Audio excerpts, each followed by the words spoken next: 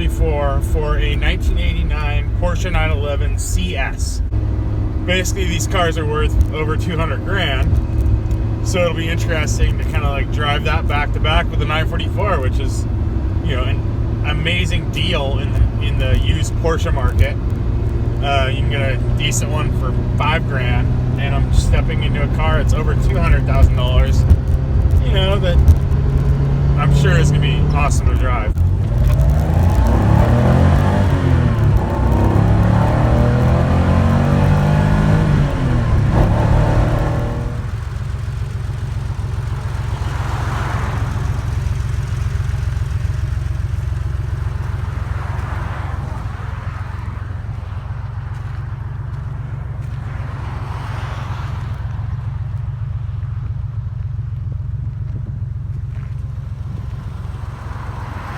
As you can see, the Clubsport doesn't have fog lights like a normal Carrera would have.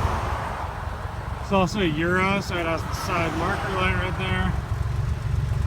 It only has a power passenger mirror. The driver's side is done by hand.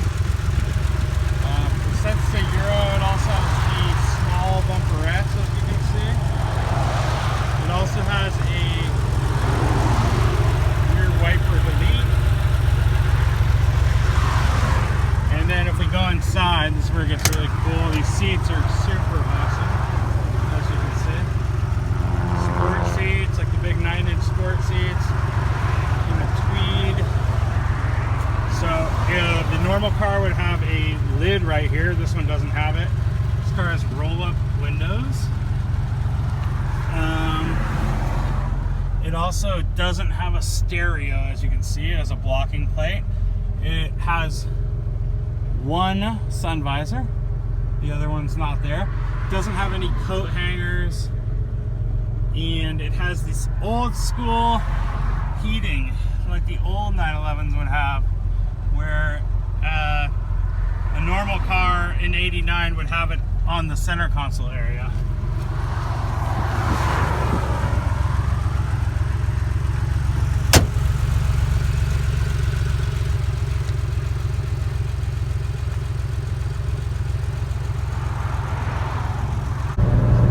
Well, I just recorded a whole segment on driving this car and I forgot to press play, so we will start from the beginning.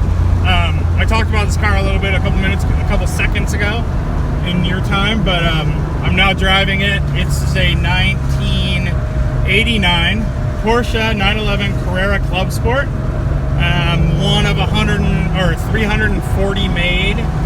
They imported like 30 or so to the United States. This is a rest of world car, so a Euro car. Sunroof delete, AC delete, manual windows,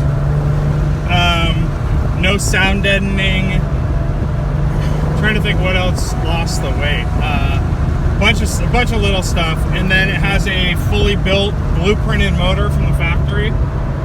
Around 240, you know, it says 240 plus horsepower, and has like hollow valves. They raised the red line by about 500 RPM to 6,800, I believe, and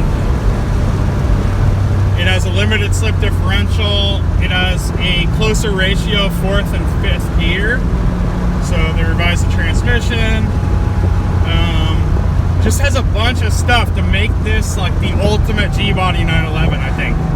And I was driving this with a friend earlier, and we were commenting on how this is like what every G-body, every 911 SC Carrera guy strives for their car to be. So really nice sporty suspension, bigger sway bars, Bilsteins, but it soaks up the road so beautifully. It's so nice and composed on these roads. And it doesn't have a lot of body roll. It has a lot of grip. It feels really nice. The one thing about, like, it's funny, I'm getting used to it because I haven't driven a 911 in a little bit. I mean, I drove a safari car the other day, but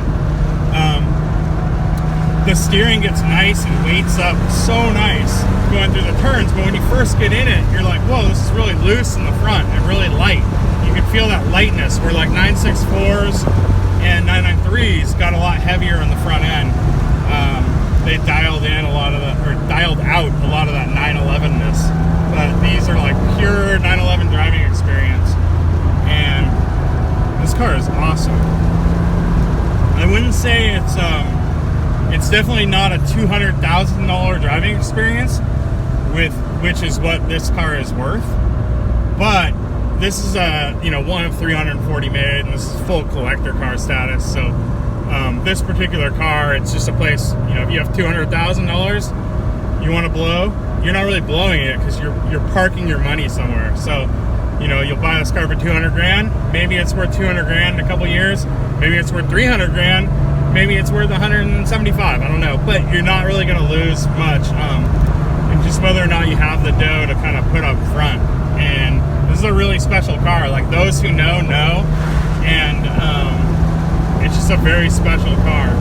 And to normal people, like if my wife sees this car, if I asked her how much this thing is, she'd probably say, oh, it's probably like $15,000, $20,000, and then maybe even your casual Porsche fan won't think anything, and there's anything special to this either. They just think it's a normal, Carrera. So it looks like a, $60,000 car to them, but they don't know what it actually is. It's just a very special car, and I'm stoked to have the privilege to drive this thing, really.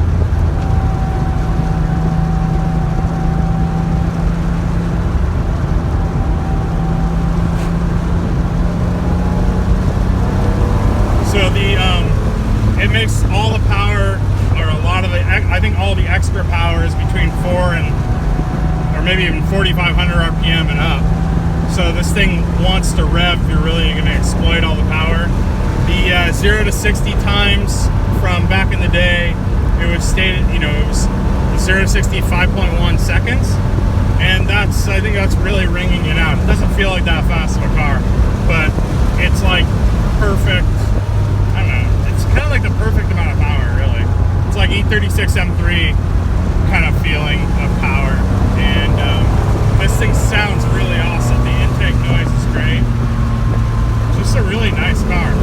Art was saying I'd be surprised by how like motorsports feeling it is and how raw. I don't know. It doesn't feel that. I mean, it definitely feels more so than a normal G-body, but it doesn't feel over the top to me. It's still like very smooth, and I feel like it's smooth over all the rough surfaces and everything. And it's pretty comfortable and nice to drive. So it's definitely loud in the cabin, but I do have the windows down, and it's a little bit of a reach to roll that one up since I have to hand crank them. But yeah, this is a great car. It's really nice. And I'm not usually a silver car person, but this thing's really pretty. With this kind of like 944 Celebration cloth. Has the 9-inch Recaro sport seats, which are even comfortable for me, and I'm a big guy. It's just a really, really cool car. So it's so composed. Like, after a little bit of time in this, you just want to drive it faster and faster. So that's about all I have to say about this car right now. Hopefully you guys enjoyed this little review of sorts. And yeah, we'll talk to you later. Bye.